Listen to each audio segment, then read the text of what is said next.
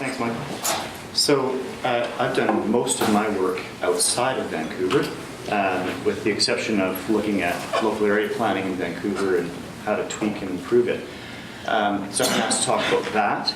And I'm going to take a completely different approach in my slides to either Anne or Patrick, so just for variety. I do want to start by defining planning. For me, planning is about making decisions about the future, where we want to go, and how we get there.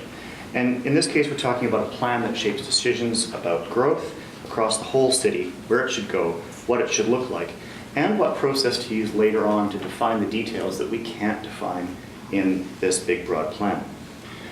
The second thing I thought that would be helpful to focus my thoughts was to think about what the problems are that we're trying to solve with the new plan. And I think the first thing is that Vancouver has really shifted gears in the last few years from big development projects on big sites with almost nobody living next to them into development right in neighborhoods. And the momentum that development has had has been brought to bear on those neighborhoods, and I think some of them feel a little bit like they've been hit by a moving train. Along with that, we've got a very visionary and leading council, and their interest in hitting big issues at the time, taking leadership on those, has led, I think, to some people again not being felt that they've been heard. So that's been an issue, and again, it feels a bit like they've been railroaded. Adding to these points, the scale of development is quite high. The negotiated approach for rezonings is a big potential for conflict of interest. And a lot of city resources, I understand, have been focused more on the big sites than on the small spaces. So there's a sense of maybe favoritism. And the last thing that I've certainly noticed is that even at the neighborhood plan scale, there are rarely enough specifics to deal with some of those big issues of form and height and density, which have been really key. So all of these things have built some level of distrust in the democratic process and the process that people have to engage in making those decisions about the future. What does experience elsewhere tell us about what to expect from citywide planning? Will it solve these problems? To me, I think it has some potential, but it's certainly not a silver bullet. Citywide plans can be valuable, and as Patrick has pointed out, places like North Vancouver and Surrey have been quite successful, but they can as easily be a waste of time.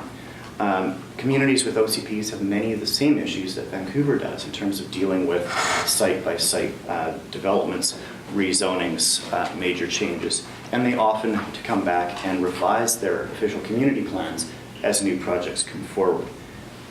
The second thing for me is that comprehensive plans help you with the first part of the conversation of dealing with those big issues, maybe of energy and so on the scale that Patrick's talking about.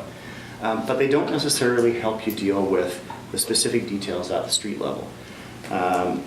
Some of them do that better than others. So what it means is you need more detail at the neighborhood plans, neighborhood level, and you're going to end up with more rezoning processes, maybe less than you do in Vancouver's current state.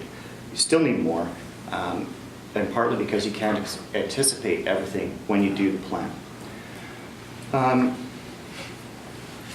The last thing I'd point out is that another plan actually can add more complexity to what's already a complex system of plans. And while it's possible to bring in the high-level policy from other specific plans like a transportation or a housing plan into your official community plan, it does then mean that when you go and update those other plans, you have to consider how all the different pieces align. So adding the extra piece can be helpful. It can give you that one-stop shop where you can see all the pieces and get a handle on it, but it can also make it a bit more difficult in terms of finding different pieces and making sure that they all make sense together. So if we embark on a citywide planning process, what should we consider? First of all, a key thing is balancing flexibility and rigidity in the plan. It's important to be fairly certain so people know what's coming at them, but you can't anticipate everything. You've got to be flexible.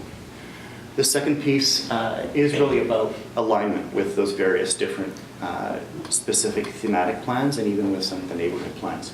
So you've got to make it fit like a glove with the other parts of how the city works. The third piece here is really about political commitment and community support. You have to have those pieces in place. And I've seen lots of communities where their official community plans sit by the wayside as the politicians continue with what they prefer to do, despite all of the policy that's in place. And community and staff support is equally important, actually. If you have strong community and staff support for your plan, as you were pointing out, A, it gets approved, B, the politicians have a really tough time saying no to something that the community supports. So that constituency is critical. And the last piece down here is about resources for implementation. If you have a plan, you can have the most fantastic plan in the world, but if you don't have the staff and the funding to support the implementation of that through regulations or through programs, it doesn't go anywhere. And I've certainly been part of processes where we've produced great plans, and I've watched staff get cut by 10 or even 20% and literally be incapable of delivering on the promise of the plan. I want to talk about a couple of things that make the planning process effective. The first one is that a plan should develop and effectively communicate a shared vision for the future. And that's a real challenge. I think we're actually rarely successful at this. And I think it may be a bit more of a mythical beast like a unicorn than something we can actually achieve. What we're more likely to achieve is a vision that reflects a lot of input, but that doesn't necessarily resolve the real internal conflicts within a community. So we end up with something that is actually a real creature, the opaki, which looks like a combination of a giraffe, a horse, and a zebra. The last thing is that a planning process has to ask and answer the really tough questions. This is a thing that Vancouver, like every other city, is challenged with. How do we go out and take incredible leadership on greenhouse gases, on homelessness, on affordable housing, parks, and so on, and at the same time talk about stuff that we would really like to have? Someone, maybe Gordon Price, maybe someone else once said to me that people in Vancouver would really like a $30,000 house on an acre property in Point Grey overlooking the ocean. It's true, and you just can't have it. So a planning process isn't helped by having rose-colored glasses. You have to have trustworthy and productive dialogue that draws out the issues and faces them head-on.